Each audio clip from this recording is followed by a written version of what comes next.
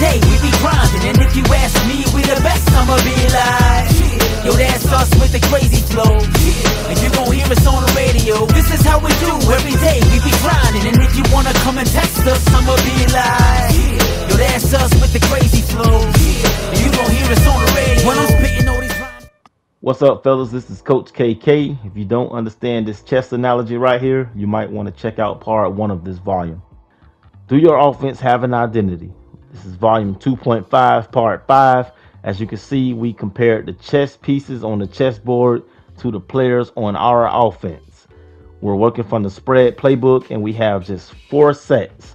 The gun doubles offset, the guns doubles offset weak, the gun normal Y off, and the gun flex Y off.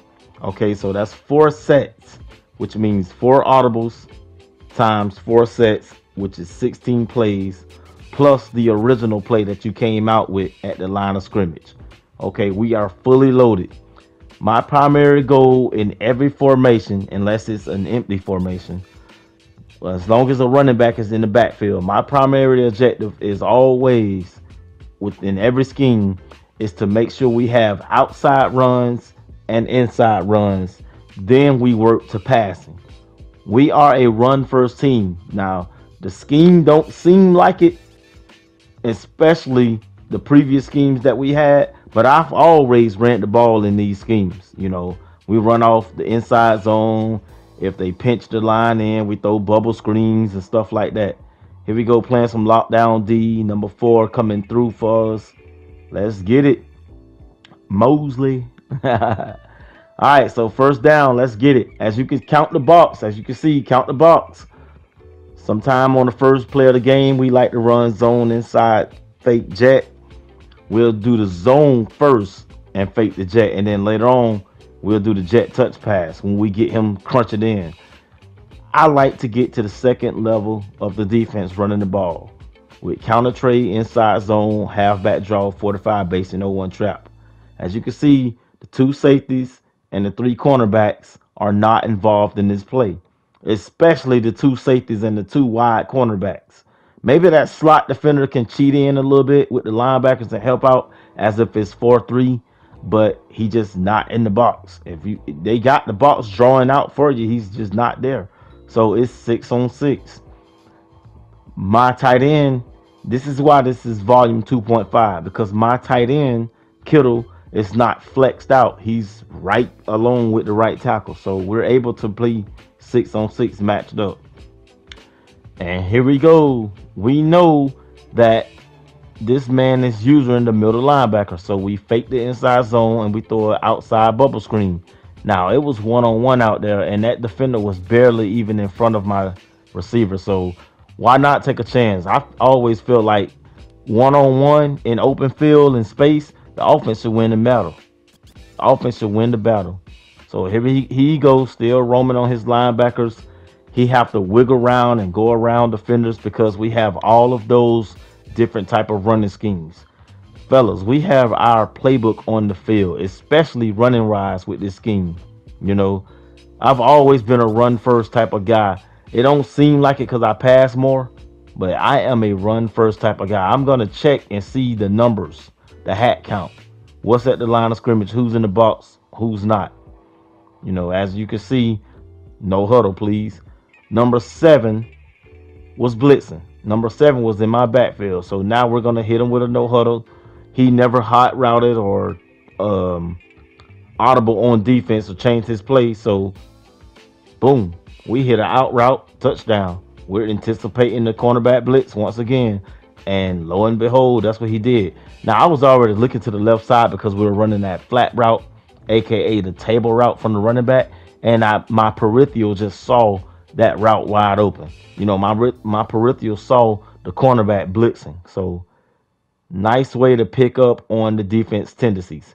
Here we go again. He's manned the line in a 4-3. That's a linebacker sticking my receiver. So we're back to playing 6-on-6. Okay. This looks like nickel to me. I have 5 linemen plus my tight end. So that's 6 plus his 4 down linemen and his 2 linebackers. 6-on-6. If he continues to stay in this, we'll run and take our 3 yards every down. until he started run committing and cheating the safety in. We know he's gonna do it. He's gonna get frustrated. So until now, we'll get to the second level of the defense. Boom, we get 4 yards. 4 yards, 4 yards, 4 yards. That's 12 yards. So we get a first down every time at this rate that we're going. All right, let's slow this down in slow motion. As you can see, he's in a one high safety shell this time. We don't know if it's cover 1 or cover 3. So we run a man beating route to the left, which is a whip route.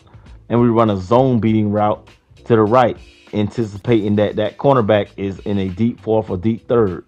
And here we go. Nice play. That's what he decided to do. You know, triangle was open because it was zone, but we had the trajectory on that throw to that combat route. Fellas, if you don't have the combat route in your arsenal, you got to do it versus these type of coverages like that. When they give cushion, you got to have that combat route in your arsenal. So now he decides to go in nickel defense. He's done with the 4-3, trying to make it look like a nickel. He's just going to nickel. Back to the drawing board. We have the numbers advantage. This is what you got to do. You have to find the mismatches. You have to find the numbers advantage. This is what they call the hat count or the numbers game or whatever you want to call it. Now he's creeping a safety in. They call that a creeper. This guy's going to creep down to the line of scrimmage and show blitz. That's why I'm running the streak with my tight end just in case. Who knows? No one is covering him. And we got an out route because he's giving cushion on circle. Well executed. We will take our little 5 yards. We got 4. The drawing board says 3. Okay, it's 3 yards, but we'll take it. We come back again because he did the same thing. Look at it now. We got another 3. So we put another 3 on top of that, and that's automatic first down, right? There you go. We miss triangle on the zip route, and we throw a low pass to the spot route. Perfect. Well executed. This is, see, with me, this is a 10-yard fight. I don't know about you guys, but I came from a franchise league that was called a 10-yard fight. And everybody, we really took that title serious. Maybe 3 or 4 Maddens ago, we took that title very serious, a 10-yard fight. Because every down is war, you know. How many can you win the down? That's the question. Look at this. On the 9-yard line, we won the down because we did counter trade, because we were heavily numbered on one side of the field, and that man took that jab step and he went back the other way and cut back, got to the second level, touchdown. Here he go rolling out trying to be Mahomes, and no sir, Holmes. Not here. Let's get it. Lockdown defense. All right, y'all, here we go. This is going to be a short drive right here, but I got to show you what's going on, you know. We got a drag route. These are the benefits of running spread. This is totally spread it out. I could have 3 tight ends on my field. You know, I could have 2 tight ends and 2 running backs. But nope, we're spreading everything out. We're isolating and we're creating one-on-one matchups. You know, we're putting the ball in our court, basically. This is the spread playbook. So, as you can see, everyone who's an eligible receiver has his own destination to go to. Boom, we run the flat route. No one was covering him. No one was checking. That was basically a screen pass. So, like I said earlier in previous videos, Texas and that flat route, which is the table route, are your main 2 components passing wise from this scheme. You understand? And then followed by the halfback swing and all that other good stuff, the running game and all that other cool stuff. Now, you guys can see the difference between volume 2.0 and 2.5. In 2.0, we focus on the gun doubles Y flex offset and the gun spread flex and the gun spread flex halfback weak. They have their own little things and their own little, you know, pros and cons. But you see the difference. We have an alleyway. Now we're back to the drawing board, and that tight end is not flexed out. He's sealed in, and we can get that extra gap man, and we can run through the alley. Now the alley has two outlets. You can go up the seam once you break, to the second level of the defense, or you can hit the sideline. It depends on the alignment, and it depends on if everybody's sealed in their assignment. Look at the one house cut. I call it the one house cut. They call it one cut, but I call it one house cut because I like to play cards. So yeah, that's what we got going on. Defense is off coverage to the left side. Why not run a halfback swing? We have the space. Take your steps towards the receiver and throw. 6 yards. That's positive gain. Another 6 yards will be 12 yards. And you can do the math and keep going. We'll be in end zone. So yeah, we're looking for the wide side of the field. We're looking for the one-on-ones. We're looking for the space, timing, and gaps. There's the alleyway again. It's sealed. The tight end has sealed it. There we go. It's a two-way passage. Sideline or the seam. We hit the sideline. Boom, shaka laka. We go from the 21 to the 4. What a 17-yard gain we just picked up because we made the right decision. Now, had we been running halfback zone, he probably would do us in. But those two high safeties had nothing to do with this play. If you go back and look at it, jet touch pass should be in your audibles. They count it on paper. They count it as passing plays, but I count this as running plays. So here we go. We've been running the halfback swing, halfback swing, halfback swing, and he's going to see this man go in motion. We know he's the middle linebacker as usual. Phew, right past your face. It's just like the plays from the gun split slot and the slot offset. Where we would do the swing pass with the RPO peak zone bubble and the RPO read bubble, but then we finally pull back and do that passing play like the spot, the motion Z spot and stuff like that. And we just slant the guy. We knew he was going to start biting and following because his eyes is in the backfield. It's too much going on. And we've showed our cards previously. So yeah, that's the little cat and mouse games we play. Everything looks the same and each play plays off the next. If you're not aggressive out here, you have to play damn near perfect football. As you can see, I only have 7 points in the first half. You know how this thing go, but to me, this is the 10-yard fight out here. Oh man, damn. Never mind that. Sometimes you just can't overcomplicate things. As you can see, we spotted that DB right here pressing, and on the other side, he's playing off coverage. So we're blending in two concepts. This is what I mean by having a man beater on one side of the field and a zone beater on the other side of the field. Because in our mind, who's to say he's in man coverage and he's just pressing one of the corners, or he's in cover 2 or cover 4 and just pressing one of the corners. So, but we're going to play this as if we don't know. It's just a too high safety shell. Man beater on one side, zone beater on the other side. This is why we do this thing called formation shifting, and we package plays. You have to package plays. You just don't know what's coming. Here we go. Boom, shaka laka. We beat the coverage. We were reading. We knew we had to pull down that slot corner with our slot receiver the best way we could, and we're running a comeback route once again, and it was highly effective. The safeties had no part in this game, and that's what we do. We eliminate players. Touchdowns are scored at the line of scrimmage. Fellas, this is a 10-yard fight. You have to see it this way. If you don't, you're going to be out here doing cover 2 bombs, cover 4 bombs. You're going to be doing the basic stuff from the community, and they're going to be picking you apart left and right because that stuff is basic. This is advanced stuff right here. When you come out in the same look and the same formation, and it's 5 guys who are eligible receivers, no one knows who's getting the ball. Look at his defense now. He's all over the place.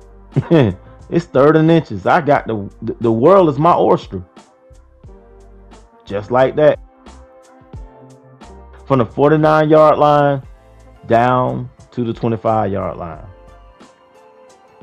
In just a simple little run dump off. Because we make everything look the same every down. And he's always in reaction mode. He's late on the pass every time. Now, if the numbers line up in my favor, I can do the same play once again, or I can flip it on the other side. I'm just reading the keys. My keys told me that I need to run the ball because of the box. One thing about volume 2.5, you have to run the ball, because you're in 2x2 sets, you're in this type of spread package, 2x2. Its receivers all heavily loaded on the field, spaced out. You're in space. You're in 11 personnel. You're in running back, one tight end, and the rest just receivers. Spread it all out like flamingos or butterflies or oysters or ostriches or whatever you want to call it. I tried to say ostriches first, but I said oysters. But yeah, man, look, this thing is spread it out, Have fun. Read the keys. Make little personal challenges to yourself. My personal challenge is I don't want to throw incomplete passes in the drive. Thank you. Caught him again. Passing on the 1 yard line. That's what you have to do sometimes.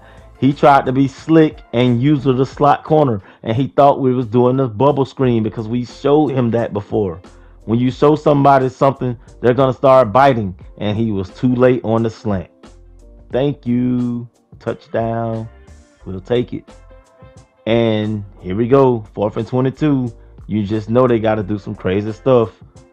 I'm using in the middle of the field. Incomplete pass. All right, y'all. The scheme still plays. Now it's time to put in your mind frame time and score. Down and distance. What is efficient out here? All we need is to get in field goal range and milk the clock. So we throw little hat tricks at them. Boom. Okay, incomplete. 2nd down. Whoop-de-doo. Now I got 3 downs to go get 10 yards. See, on 1st and 2nd down, you should be focusing on setting up manageable downs for later on. 1st and 2nd, you should be trying to be manageable. You should be trying to get in positions where you get a few yards. So I threw an incomplete pass. Why not run the ball and try to get 4 yards and make it 2 downs with 6 yards left to go? You understand? 3 and 3. So that's my mind frame. That's my train of thought. That's my logic. We're out here. He followed the running back. Okay, we didn't get the spin move off. We threw a swing route out there, and it didn't work. So now we're coming right back to the same thing. Nobody move. And I'm going to throw that swing route right back off because, like I said, each play plays off of one another. So the swing route out here, that's the decoy. He followed me, and we have a hot route that way. That's why we run these type of things. It's like art to me. We knew that he was going to be user in the middle linebacker, and he was going to follow that running back. Nice little one house cut move. We get 10 yards. Now look who has the momentum. In my mind frame, if you look at that momentum meter up there, my momentum is skyrocketed. It should be way higher than what they said it is. All right, fellas, let me know in the comment section. Do I make sense to myself? Or can you dig? Let's get it.